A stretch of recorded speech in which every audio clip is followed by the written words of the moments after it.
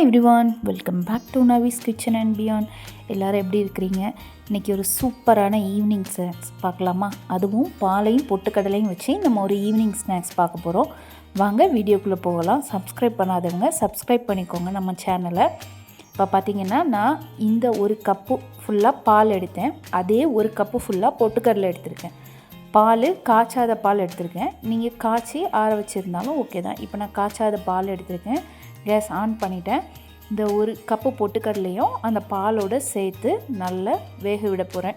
இப்போ பார்த்திங்கன்னா ஒரு கப்பு பால், ஒரு கப் பொட்டுக்கடலை. ஓகேவா? இப்போ பால் நல்லா கொதித்து வரட்டும். பொட்டுக்கடலை 1 அல்லது 2 நிமிஷத்தில் நல்லா வெந்து வந்துடும். இப்போ பாருங்கள், நான் சேர்த்துட்டேன். அடுப்பை வந்து மீடியம் ஃப்ளேமில் வச்சுருக்கேன். லோ ஃப்ளேமில் வச்சே பண்ணுங்கள். ஏன்னா மீடியம் அல்லது லோ ஃப்ளேமில் வைக்கணும். ஹை ஃப்ளேமில் வச்சோன்னா டக்குன்னு பால் வற்றிடும், ஆனால் பொட்டுக்கடலை வேகாது. ஸோ அதனால தான். இப்போ கொஞ்சம் வேகட்டும். பார்த்திங்களா, இப்போ நல்லா நுரைச்சி வருது இல்லை? இதே மாதிரி வரணும். இதை நல்ல பால் கொதிக்க ஆரம்பித்ததும் ஒரு 2 நிமிஷத்தில் பொட்டுக்கடலை நல்லா வெந்து வந்துடும். இப்போ பாருங்கள், பொட்டுக்கடலை நல்லா வெந்துருச்சு. எனக்கு ஒரு 2 நிமிஷம் தான். பால் நல்லா அழகாக வற்றி பொட்டுக்கடலையும் நல்லா வெந்துருச்சு. இப்போ நான் இதை ஒரு மிக்ஸி ஜாருக்கு மாற்றிக்க போகிறேன். இந்த பொட்டுக்கடலையை நம்ம இப்போது அரைச்சி எடுத்துகிட்டு வரலாம். அரைக்கிறதுக்கு முன்னாடி இது கூட நம்ம ஒரு 15 முந்திரி பருப்பும் நான் ஆட் பண்ணியிருக்கேன். இப்போ இந்த 15 முந்திரி பருப்பு கூட 2 ஏலக்காவும் ஆட் பண்ணிக்கலாம். இது வாசனைக்காக. இப்போ பாருங்கள், இவ்வளோத்தையும் நம்ம பேஸ்ட்டாக அரைச்சி எடுத்துகிட்டு வரலாம். இப்போ நான் ஒரு ஓட்டியிருக்கேன். ஓட்டினதும் இந்த மாதிரி ஒன்றுக்கு பாதியாக அரைஞ்சி போய் இருக்கும். நமக்கு இருக்கிற பால் ஆல்ரெடி காணாது. ஸோ அதனால் நான் இன்னும் ஒரு 3/4 கப் பால் ஊற்றியிருக்கேன். நீங்கள் இதே மாதிரி பால் ஊற்றி கொஞ்சம் கொஞ்சமாக ஊற்றி அடித்து பாருங்கள். ஒரு பேஸ்ட் மாதிரி பதத்துக்கு வரணும். ரொம்ப லூஸாக இருக்கக்கூடாது, ரொம்ப கட்டியாக இருக்கக்கூடாது, மீடியமாக இருக்கணும். இப்போ பார்த்திங்களா, இது நல்லா அரைச்சி எடுத்துகிட்டு வந்திருக்கேன். இந்த அளவுக்கு இருக்கணும். இப்போது ஒரு பேனில் ஒரு 1.5 ஸ்பூன் நெய் ஊற்ற போகிறேன். மொத்தமாகவே இந்த டிஷ்ஷுக்கு ஒரு 3 ஸ்பூன் நெய் தான் நம்ம யூஸ் பண்ணுவோம். 3-3.5 ஸ்பூன் தான் யூஸ் பண்ணுவோம். ஸோ இதுக்கு நான் 1.5 ஸ்பூன் ஊற்றிருக்கேன். இப்போ அது கூட நம்ம அரைச்சி வச்சுருந்தோம்ல பேஸ்ட்டு, அதை ஊற்றி நல்லா கிளறி விட ஆரம்பிச்சிடலாம். அந்த நெய்யோடு சேர்த்து இந்த பேஸ்ட்டும் நல்லா வெந்து வரணும். இப்போது அது வெந்துட்டுருக்கும் போதே அதே கப்பில் ஒரு கப்புக்கு நான் நாட்டு சர்க்கரை ஆட் பண்ணிக்கிறேன். இது இனிப்புக்காக. நீங்கள் ஒயிட் சுகர் ஆட் பண்ணுறதை விட நாட்டு சர்க்கரை ஆட் பண்ணிங்கன்னா அந்த கலரும் ரொம்ப அழகாக இருக்கும் பார்க்குறதுக்கு. பிள்ளைங்களும் விரும்பி சாப்பிடுவாங்க. இப்போ பாருங்கள், அந்த நம்ம அரைச்சி வச்சுருந்த பேஸ்ட்டோடு சேர்த்து நாட்டு சர்க்கரையை கலக்கும் போது கொஞ்சம் தண்ணி விட்ட மாதிரி ஒரு ஃபீல் வரும். பட் ஆனால் அது அப்படியே இறுக ஆரம்பிச்சிரும். இப்போ பாருங்கள், நல்ல பேஸ்ட் மாதிரி வந்துச்சா? இது கூட இப்போ நான் ஒரு ஸ்பூன் நெய்யை ஆட் பண்ணிக்கிறேன். முதல்ல பேனில் ஆட் பண்ணுறதுக்கு முன்னாடி 1.5 ஸ்பூன் ஆட் பண்ணோம். இதில் ஒரு ஸ்பூன் ஆட் பண்ணியிருக்கேன். அவ்வளோதான். இப்போ நம்ம நல்லா கிளறி விட ஆரம்பிச்சிடலாம்.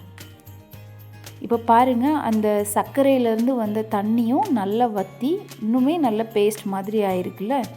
இது இன்னும் பேஸ்ட்டாக வரணும். ஏன்னா கீழே அடி பிடிக்கக்கூடாது, அடி பிடிச்சிடக்கூடாது. அதனால் கிளறி விட்டுட்டே இருங்க. கீழே ஒட்டாமல் வரணும். அந்த பாத்திரத்தில் ஒட்டக்கூடாது. நம்ம இப்போ கிண்டி விடும்போதே நமக்கு தெரியும் அந்த ஸ்டேட் வரும்போது. அல்வா பதத்தில் அப்படியே அந்த பேனில் ஒட்டாமல் வரணும். அது வரைக்கும் நல்லாவே கிளறி விட்டுக்கோங்க.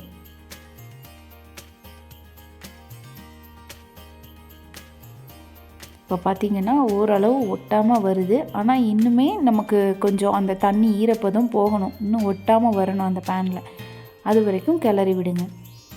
இப்போ பாருங்கள், கொஞ்சம் கொஞ்சமாக அந்த அடி பிடிக்காமல் கிளறி விட அந்த இது பாத்திரத்தில் பிடிக்காமல் அப்படியே அல்வா மாதிரி தூக்கி விட வருது பார்த்திங்களா? இந்த மாதிரி வரணும். இன்னும் கொஞ்சம் நேரம், இன்னும் ஒரு 2-3 நிமிஷத்தில் இன்னுமே நல்லா கட்டியாயிரும். அப்போ நம்ம இறக்கிடலாம். இப்போ பாருங்கள், அழகாக கீழே பேனில் ஒட்டாமல் வருது பாருங்கள், அல்வா மாதிரி.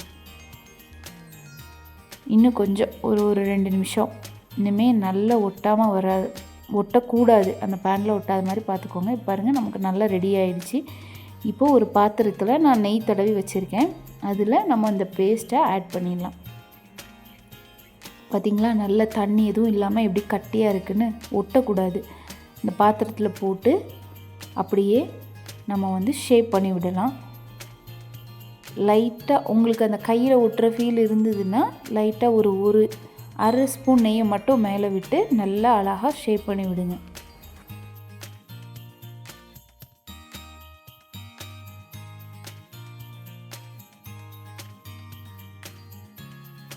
போன வீடியோ வந்து தக்காளி பிரியாணி எப்படி பண்ணலாம் அப்படின்னு நான் வீடியோ போட்டிருந்தேன். பார்க்காதவங்க கண்டிப்பாக போய் பாருங்கள். நம்ம சேனலை சப்ஸ்கிரைப் பண்ணிக்கோங்க. அப்புறம் யாரெல்லாம் ரம்ஜானுக்கு ப்ரிப்பரேஷன் பண்ண ஸ்டார்ட் பண்ணிட்டீங்கன்னு சொல்லுங்கள். இனிமேல் தான் நானும் ஸ்டார்ட் பண்ணோம். இன்ஷா அல்லாஹ் முடிஞ்சால் வீடியோ போடுறேன். நீங்கள் எல்லோரும் என்ன மாதிரி ப்ரிப்பேர் பண்ணி வச்சுருக்கீங்க முன்னாடியே அப்படின்னு எனக்கு கமெண்ட்ஸில் சொல்லுங்கள். இப்போ பார்த்திங்கன்னா நம்ம அந்த பிளேட்டில் ஊற்றி ஒரு 2 அல்லது 3 மணி நேரமே ஆகட்டும் கழித்து நம்ம இந்த மாதிரி அழகாக கட் போட்டு தனியாக எடுத்து வச்சுக்கலாம். பாருங்கள், நம்மளோட சூப்பரான ஸ்வீட் ரெடி ஆயிடுச்சு. இந்த ஸ்வீட்டு கண்டிப்பாக எல்லாருக்கும் ரொம்ப பிடிக்கும். டேஸ்ட்டு சூப்பராக இருக்குங்க. ட்ரை பண்ணி பாருங்கள். மறக்காமல் நம்ம சேனலை சப்ஸ்கிரைப் பண்ணிக்கோங்க. பாய் எவ்ரிவான்.